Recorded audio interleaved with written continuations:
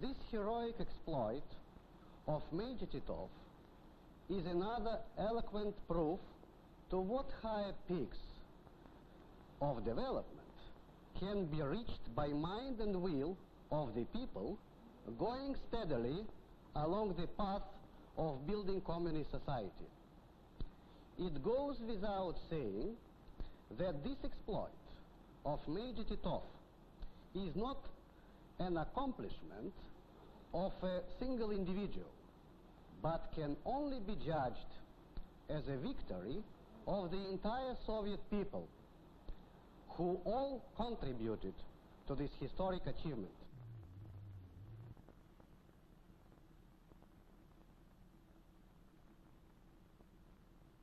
Congressman, do you feel a certain sense of frustration when you're faced from day to day with these new accomplishments of theirs? No, I don't feel that. I feel that we should reapply ourselves. Perhaps we've got to even redouble the effort that we've already made. I think we've made a significant effort, and we've made certain accomplishments. But we've got to redouble our efforts because of the fact that the Russians are able to do these sensational things. And there's no question it's a great feat.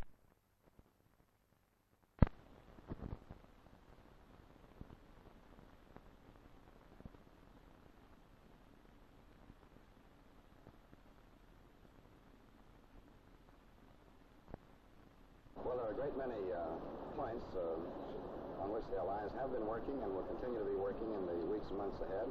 This question of the timing and the shape and substance of negotiations will, of course, be one of the most important of the matters they'll be talking about among themselves. Is there any disagreement on that? No, because these are matters which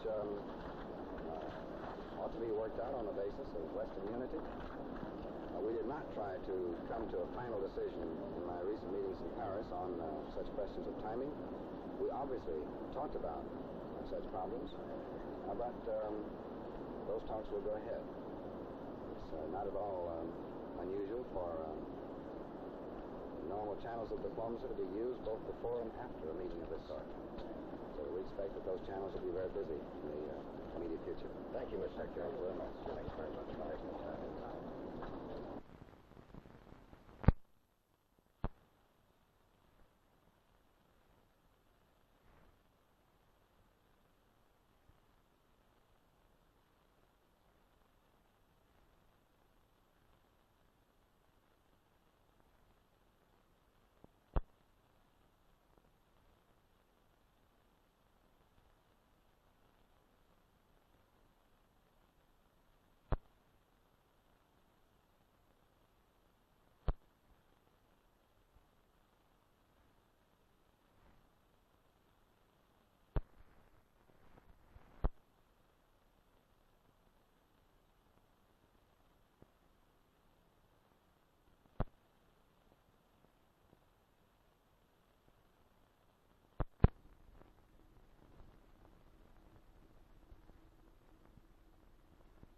The University of Pennsylvania.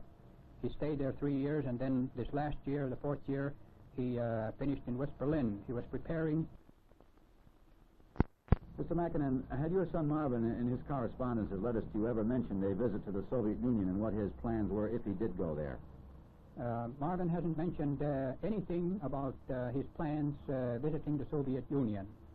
He did mention in one of his letters that there was an international student body that will conduct a tour into different European countries, and perhaps the Soviet Union will be included on this tour. As far as making a statement that where he would been there or anything of the kind, he has never said anything more than that. Greatly helped him because you all realize that being 8 years in the Soviet prison is a long, long time. If he'd be back in this country after 8 years, he'd be a doctor. Money to come back by plane because he couldn't make the boat connections anymore to get back to this country to go to the medical school. And evidently our letters must have crossed on the way. 2 days later, we received a letter from him again saying that he had been awarded another year's Fulbright scholarship to Free University in West Berlin.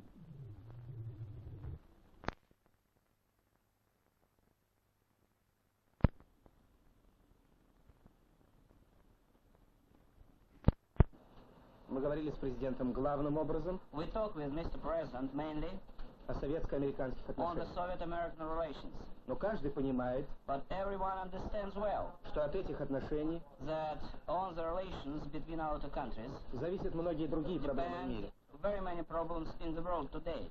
Наш председатель Совета Министров господин Хрущев Our chairman, Mr. Khrushchev, не раз подчеркивал, several times stressed что от того, как сложатся советско-американские отношения, that how the relations between our countries are going on, зависят очень многие вопросы во всем very мире. many problems in the world. The conclusion of the treaty marks a significant progress towards the complete delivering mankind from the nuclear threat, and thus it is a major success of the cause of peace.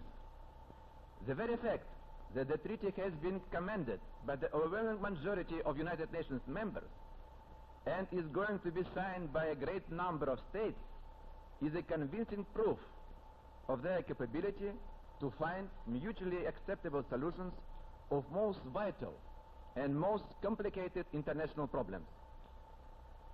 The bringing about of the treaty is the result of persistent and prolonged efforts of a number of states, with the Soviet Union and the United States playing a prominent role. So the treaty, which actually meets the views and wishes of the whole international community, rests on a durable and reliable basis. Agreement has been reached between the governments of the Union of Socialist Republics